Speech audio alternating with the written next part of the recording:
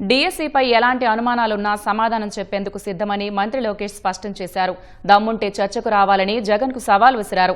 గొడ్డలి పార్టీ నేతల్లా బురద చల్లి పారిపోయే రకం కాదన్నారు. జగన్ ఎన్ని జన్మలెత్తినా డీఎస్సీని ఆపలేరని లోకేష్ తేల్చి చెప్పారు. మహిళల్ని కించపరిచేవారిని, తిట్టేవారిని తన చుట్టూ ప్రిజనరీ పెట్టుకున్నారని జగన్ను ఉద్దేశించి లోకేష్ విమర్శించారు. మంత్రి అనితను ఉద్దేశించి గుడివాడ అమర్నాథ్ అద్భుతంగా మాట్లాడారని జగన్ కితాబివ్వడం దురదృష్టకరమన్నారు.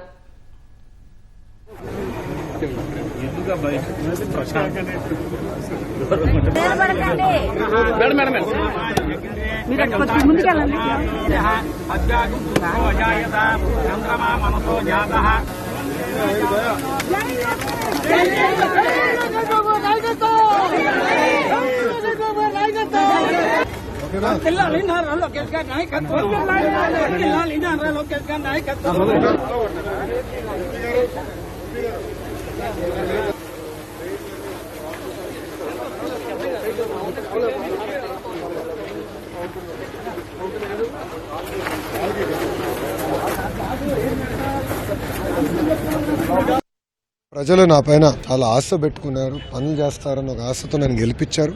మరుసటి రోజు నుంచి అంటే గెలిచిన మరుసటి రోజు నుంచే ప్లాన్స్ అన్ని రూపొందించాం.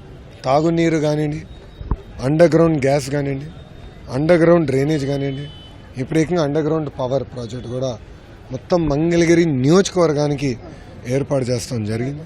మంగళగిరి పట్టణానికి వచ్చి 100 పడకల ఆసుపత్రి కడుతున్నాం. సో మీరు ఎక్కడ చూసినా పార్కులు కానీ, లేకులు కానీ, కమ్యూనిటీ భవనాలు కానీ, చివరికి శ్మశానాల్ని కూడా అభివృద్ధి చేసే దిశగా కూటమి ప్రభుత్వం అడుగులేస్తుంది. నా లక్ష్యం ఒకటే, అన్ని రంగాల్లో మంగళగిరి నియోజకవర్గం నంబర్ 1 ఉండాలనేది.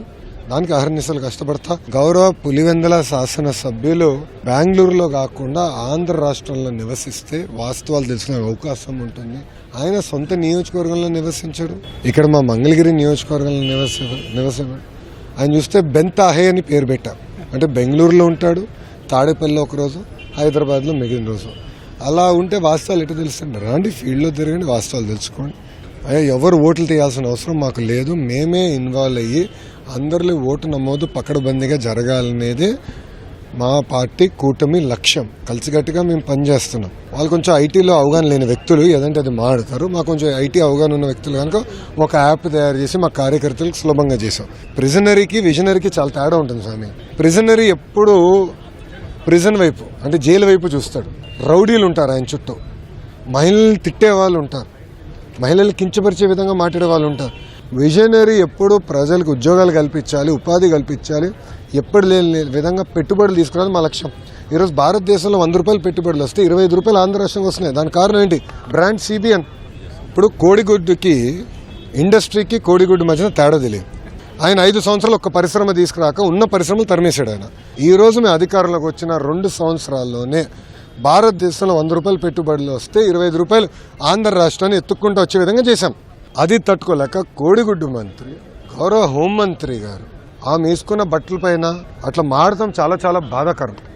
అంటే ఇక్కడి నుంచి అక్కడ నడిస్తే 1 కేజీ బరువు తగ్గుతారని ఎగతాళి చేస్తాం, చాలా చాలా బాధాకరం. నాకు బాధ ఏంటంటే మొన్న ఒకరు చెప్పారు, జగన్మోహన్ రెడ్డి అంట గుడివాడ అమ్మర్కి ఫోన్ చేసి చాలా అద్భుతంగా చేసావని చెప్పాడంట. అంటే ఎక్కడ పోతున్నారండి వీళ్ళు? జగన్మోహన్ రెడ్డి గారు నేను సూటిగా ఒక విషయం ప్రశ్నిస్తున్నా. ఇదే విధంగా మేము భారతిరెడ్డి గారి గురించి మాట్లాడినా, మీకున్న 2 కూతుర్ల గురించి మేము ఇదే విధంగా మాట్లాడితే మీరు ఇట్లనే మాకు ఫోన్ చేసి సభాష్ బాగా మాట్లాడని చెప్తారా? సూటిగా ప్రశ్నిస్తారు.